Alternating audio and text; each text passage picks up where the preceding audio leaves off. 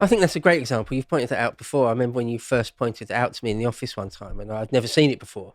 You've got the old Tsarist era flag, the hammer and sickle, and the modern one, and it's just they're all there together, and it's fine, and it's honest, and the concept that sunlight is the best disinfectant, and don't try and pretend things never happened, and all that stuff. Yeah, it's obviously better, isn't it?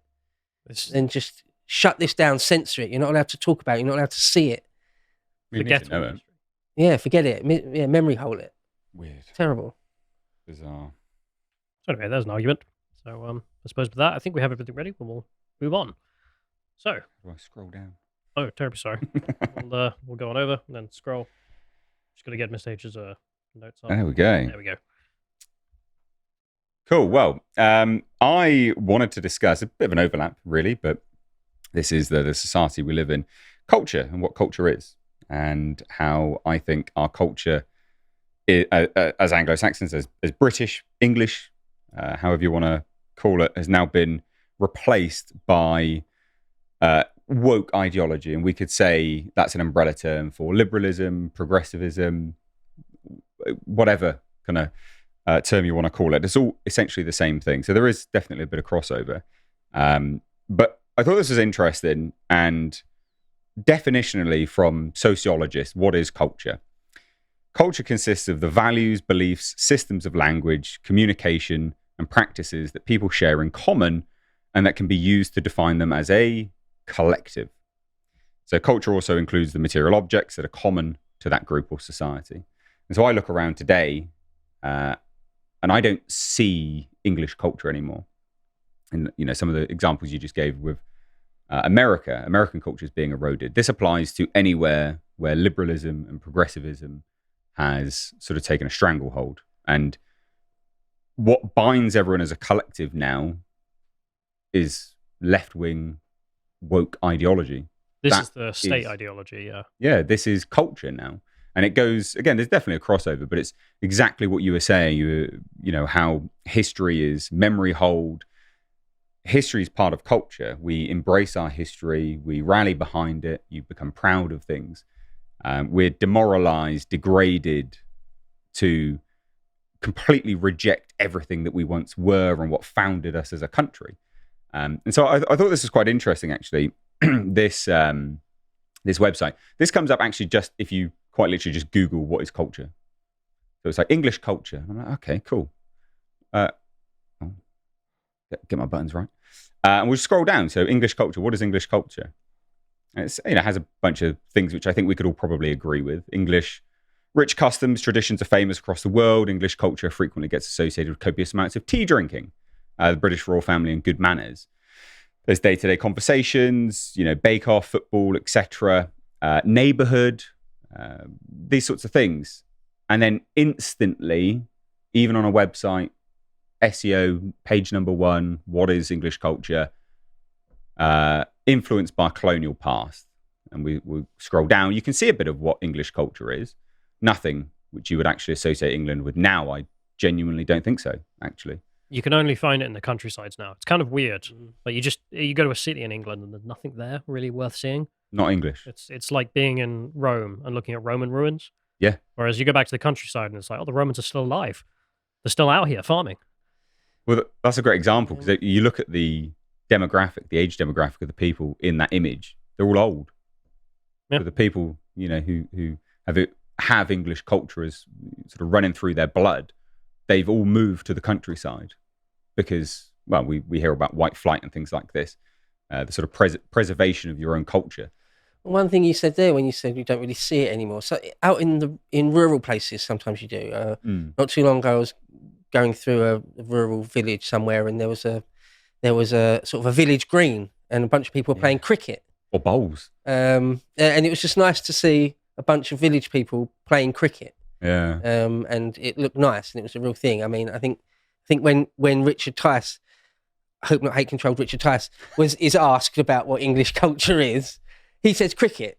So that's one thing. But you're sort of immediately at the bottom of the barrel, if not scraping it, right? Yeah. What is English culture? Cricket. I haven't got anything of any real substance. We'll go with football. Walking through some hills. Yeah, it's all the stereotypes. I mean, they even list tea drinking, for instance, and yeah, that's part of English culture, but it's not English culture. But again, it's also a very specific way of drinking tea. It's not just drinking tea. oh, it's Like we have English breakfast tea, and for God, I don't know why, but apparently we're one of the weird people on earth because we put milk in it.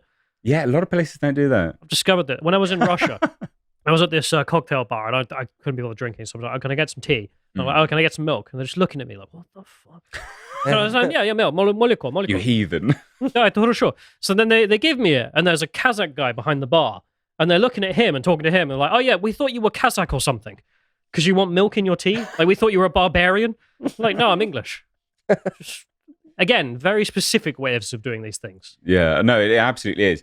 And so this website alone, again, one of the first things that they start to highlight is British imperialism. So the British Empire, our history. And these are the things which actually should be embraced as a culture, as a collective. It's things which have defined us, which make us what we are. And, you know, everyone keeps banging on here alone, you know, the wealth that conflict the British Empire wrought shaped England as we know it today. Yes. But undoubtedly, everything in this is all going to be from a negative perspective. And that's how woke ideology has completely captured what British culture is. And as a whole, this sort of progressive liberalism, it only seeks to erode our history. It only seeks to degrade us. There's nothing positive about it. There's nothing uplifting about it. There's nothing which, you know, you sort of rally behind as something which is. There's just nothing good in this ideology. It's always negative. It's always, well, we need to do this. We need to do more of this. We need to do. There's nothing which you, in that sort of ideology and that sort of focus and that thinking that it just goes, this is great. Cool, we've done it. Because you're never woke enough. You're never left-wing enough. I'm not particularly embarrassed or ashamed of the achievements of the British Empire. I think it's fantastic. Yeah. No, I think our history is absolutely fantastic and should be celebrated. Historically speaking, it was quite a feat, really. Let the Daily Record put that in their paper if they have need of news. No, historically speaking, of course, it was of its time. Yeah. We don't think colonialism or empire building is all that great now, but back when that was the paradigm, we did it the best. Yeah, but the thing about that is to your history, your sort of the colonial past of England is what made us what we are today. You know, it's what led us to, stopping the slave trade, for instance, at great cost to ourselves. Yeah, These things are things to be celebrated. You don't go from point A to B and then forget point A. It's not how it works. But then we're at point C and we're forgetting A and B. Mm-hmm. Can I mention just how detached from reality it seems to be as well? The idea that you boil down English culture to imperialism. Because if we go back up, like to those, I think it was a series of different things you could do to go and see English culture. And do any of these images scream imperial era to you? Maybe a medieval castle. One thing to say is that the period of colonialism or the British Empire was only really a couple of 100 years. Tiny. Out of, 1,500 or more, depending when you really want to start. If you start at, say, Alfred, say. If it's for the English, it's sort of like a phase. Yeah, it's a phase we went through. But it is a phase. And so woke ideology forces us to focus on that as the negative, as opposed to the other phases of what has shaped English culture, Anglo-Saxon culture. And that's the negativity that it sort of brings. And we know this because Britain, you look around, people are never more miserable than they are today. Britain has fallen in the world happiness rankings, with young people, funnily enough, the more susceptible to left-wing woke ideology, liberalism, progressivism, the most miserable. And why? Because they don't have culture. They don't have anything which, definitionally speaking, binds you together as one unifying force, aside from woke ideology, which is a net negative. Yeah, it's a self-loathing narrative, isn't it? Yeah. That you're guilty of some original sins. You're guilty still, or that you're stained by the crimes of your ancestors. Yeah, that's not going to make you feel good, right? And it's funny, it's the opposite, because if we are going to talk about empires, if you're going to rank empires, just perhaps in terms of shit, yeah. I feel it's coming. Well, the British Empire dwarfs anything else ever done. The Roman Empire is zenith, just a mote compared to the British Empire. Alexander, not all that impressive. The Mongols, we beat the Mongols hands down, no problem. Empire where the sun never set. Don't be ashamed of it. And so, sorry, I'm messing around with this thing. But there's things like this, which is incredibly beautiful. Architecture of England. The architecture of England, this is part of our culture and heritage. There are places in the UK which, in terms of comparing it to other countries in the world, like the US, for instance, which we now import a lot of our sort of liberalism and progressive values from, is unmatched. Our architecture is absolutely stunning. It's absolutely beautiful stuff. But that's part of our history. That's part of our culture. But that's a no place now. It's a no place. Not allowed to take a look at that. And part of sort of liberalism and progressivism and woke ideology as a whole, again seeking to dismantle culture, is of course immigration. And this obviously something which people talk about quite a lot, but we've been talking about it for ages. I mean, this here, UK public attitude to immigration, are there too many immigrants? That's back in, 1989, I think my little eyes can see there. Too many immigrants. But even back then, it wouldn't have been that many. I mean, by comparison to today, and then even now back in 2012 there, again, still, every single time, too many. Way, way, way too many. You can go back to the 60s, the actual Enoch Powell days. Enoch Powell was fantastically popular amongst normal people. Yeah. The feeling back then was, no, we don't want our culture watered down or ultimately destroyed. No, we don't want that.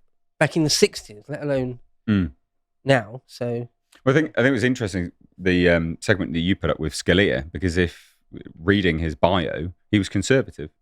And I think that's quite telling, actually, because, again, it crosses over with this quite nicely, is that there's an intention when people come to a country. If you value and you enjoy the culture, you ingratiate yourself in it. And 9 times out of 10, they'll always be conservative. So it's quite revealing, actually, where these people politically align. Because generally speaking, conservatives want to, not our conservatives, of course, but 9 times out of 10, conservatives want to conserve the culture of a country. They want to keep it safe, keep it, as is. But yeah, our immigrants, as you sort of put up there, Green Party, so focused on Gaza, I guess, and maybe a bit of the emissions. But then I wanted to just go through some of our history. So I think this was 1975. God, you notice the lack of security. Yeah. Just didn't need it. It wasn't all that long. Those big barriers in front of Parliament. Now, they were only put in the 2015 or something or other. Yeah. It wasn't that long ago. I remember when you could just walk straight into St. Stephen's entrance, just there. You could just walk straight into it. There was no problem. See how dirty it is, though. Yeah. The grime. Well, it'd be... Yeah, I remember even filthier now. I remember when London was like that. It was some point after Blair got in. One of perhaps the only thing he did that was actually probably quite good is that most of London buildings, Downing Street was just black, just blackened, and it's all just soot. It's just accumulated filth. Well, they sort of hosed it down and made it a bit cleaner. Like, I think some of that goes back to the Industrial Revolution. The amount of coal that was burnt in the air just made loads and loads of buildings black forever until finally it was not used and then cleaned. And then this, if I remember rightly, I think this is this one might be 1950 or 1925. As I say, it looks more like the 20s to me. Yeah, I think this is 1925. And this, when you think about English culture, this perfectly encapsulates quite a lot of it, actually, in terms of from a visual representation, at least from a stereotype. You've got the old bobbies on the beat.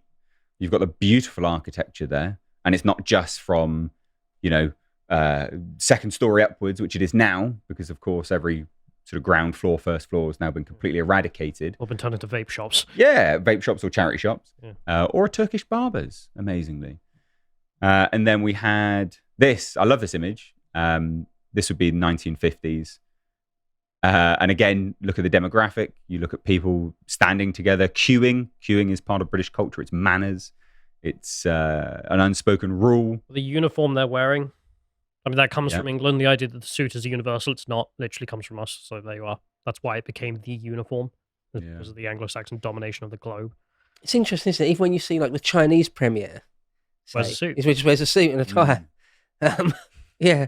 Can you go back to the last image real quick? I want to say something. Yeah. There's a great book by George Orwell called Coming Up for Air. It's one of his lesser known ones. And it's sort of an earlier forerunner to 1984 in some ways. It's nothing like 1984, but a lot of the themes and even some of the phrases that are in 1984 are in that earlier book. And what it is, it's set just before World War II happens, literally just before, like 1939. And it's a guy that's in his mid-40s, and he's looking back at Britain as it was around 1910 when he was a little boy. And he's saying even in the 30s, it's all changed. Because that's what this picture reminded me of it. Because he talks about England and his little town he grew up in, and London as it was in the 1910 or turn of the century, 1910s, 1920s, and that already by the 40s it was starting to go, and that he knew that the war would really annihilate it, and everything would have to be profoundly different afterwards. So there's this idea, like there's the march of time, like you can't really freeze things as they were. Okay, that's fair enough to say. You know, some of the leftist, wokist, Marxist enemy traitors, they say you can't keep things as they were. There's an imagined past you can never get back to. Stop living in fairy tale land. Okay, but there's that, and then there's the ridiculously, deliberately exaggerated acceleration of everything to the point where your town was 99% white, and 3 years later it's 50% white. And then we end up with things like this. What's the severing? Because, time marches, and as you saw there, those previous two images, right, time is marching, but you can see that both of those civilizations are the same tether, just going forward in time. This, the hell is this? Well, I said it a lot, and Khrushchevska's over here. Like, it's like Pripyat, isn't it? It's true, isn't it? I mean, I say it a lot, and I stand by it, is that when we lose our culture, we're at civilizational collapse. We're at the point at which civilization collapses because there's nothing to conserve. There was one, I can never remember the guy's name. I should commit it to memory. There's some French architect, and in the 60s, I think it was the 50s or 60s, he was considered a great architect. And he was the one that sort of advocated for all this sort of brutalism. This sort of thing. So it's post-war French socialist. It's awful. Our governments said that's the way to go. And that's how we ended up with this. It's a lefty Frenchman so sort of not gave English. us this sort of thing. You ever seen our landscape is blighted by this to this day, right? All this sort of thing. But still now. I can't remember the guy's name. It was Chat will know. going to be way, way worse. I don't know if you guys have ever seen the plans of what they were going to do to Whitehall. It's just a box, isn't it? I have to show you. It's mad. So go back to the Parliament one real quick, if we can have a look at that picture, because that picture is probably the best way of recognizing it. So we go all the way back to the Parliament, which that one. Yeah. Okay, so the idea was, so Whitehall's behind. If people who don't know, Whitehall's where all the civil servants are, right? And they go between the politicians who are in St James's Palace, Parliament. So the connection was they were going to Westminster Palace.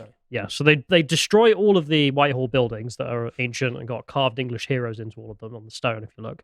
And instead, they were going to build these brutalist blocks. Okay, that's bad enough. The funniest part is they were going to have overhead walkways between Parliament and Whitehall and all the departments, so the civil servants wouldn't have to walk on the street. They wouldn't have to be anywhere near the population. The peasants. The plebs. I mean, it's the most aristocratic thing possible coming from French commies. It's just... That was actually done once. Duke Cosimo de' Medici, the first, did exactly that. He built an elevated walkway from his palace to his offices along the top of the river, so he'd never have to go in the street. I was just mad. Just absolutely mad. Yeah, I think there's a design here on John's found. So. Is there any clearer way to say we're better than you? We're quite literally physically above you. Yeah, that's the walkway there, in fact, you can see. That's insane. So, I mean, yeah, this is what these human beings were doing, and those people who built those tower blocks from earlier. This is their worldview. And now they've completely destroyed our country. And the proles can live in this brutalist box, little unit, cells, really. Yeah. No culture. So yeah, wokeism has completely destroyed British culture. We can bring back that type of architecture. It's a choice, though, isn't it? Yeah. It's a choice. If the right people at the right moment commission something that's sort of in the Baroque style or Christopher Wren style, Restoration era, there's nothing in the laws of physics stopping us from building like that again. You go to Hungary, Poland, and Serbia, 3 countries I can say this is true. They're doing that.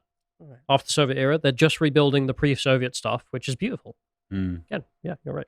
You do it in sort of the Romanesque style with all the pillars and things. You just need the will to do it. So going back to the definition, I guess, communication, language. We don't have a shared communication language anymore because we have pockets of enclaves, and that's been allowed in through liberalism and progressivism practices. Again, you've got a split country with Islam, many, many different faiths. We were a Christian nation. We had that all in common, at least at one point. Beliefs, that's completely eroded away now. I think definitionally, we can say that Britain as a culture has completely been replaced by woke ideology. There are small holdups, small islands of the Lotus Eaters, small islands here and there where people still, I think, what we do, our voices don't go completely unheard. No, I think we were talking. essential. There's quite a lot of right-leaning or right of centre or even centrist influencers with massive followings. Like Paul Joseph Watson's got 2 million or whatever. I think like there's the New Cultural Forum. There's all sorts of people out there doing it with and people I think are dying to hear it. Lots of people. But they're popular for a reason. Yeah. They're tapping into what people believe in, which is, maybe it's a sense of member berries over once great cultures or the zeitgeist. I don't like really the word zeitgeist, but where the zeitgeist has been for a while, perhaps since the post-war consensus, since World War II, roughly, has been this slide towards leftism, socialism, and now we're in sort of a neo-Marxist, insane dystopia. There will be a counterculture, hopefully. I think. Hopefully, the pendulum swinging, isn't it? Yeah, there'll be a counterculture to that. Some people say, I don't know if it's true because I haven't really seen any proper data on it, but the youngest generations, Zoomers, or even what's young? What do they call people that are even younger than Zoomers? Alpha. Is that what they call it now? That they might be a counterculture, maybe of being sort of ultra conservative with a small c. They might be the generations that properly flip back. Yeah. To having traditional values and building buildings that look like something Christopher Wren designed or something. I don't know. One can hope. Yeah. Okay. If you appreciated that episode from the podcast of the Lotus Eaters, you can go to lotuseaters.com to get access to all the premium content that's on the site, such as the Epoch series, this episode on Gaius Gracchus. If you'd like to find out what else is being put out, you can follow on Twitter at lotuseaters_com on Twitter. Thank you and goodbye.